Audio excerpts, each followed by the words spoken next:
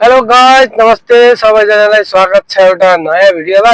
आज चाहिँ मैले ब्लग बनाउने निधो गरेँ र यसो गाउँतिर घुम्न जानु पर्यो भनेर गाउँको रुरल एरियातिर जाँदैछौँ। अब अलिअलि ट्राफिकमा फसेका थियौँ। अब बाटो चाहिँ खाली मिल्यो है। हेर, मस्त हाइवेहरू यस्ता छन् यहाँ। सहरतिर विकास भनेको यस्तो हो।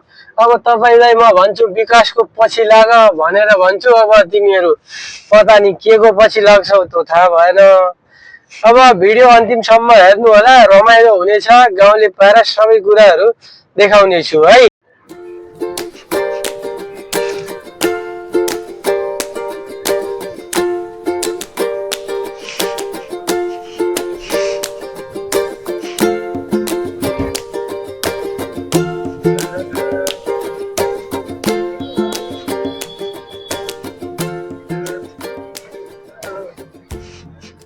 बाटोमा मिठो गुवाबाहरू देखियो, एकदम हरियो फ्रेस फ्रेस। त हामीले त्यहाँबाट गुवा लियौँ।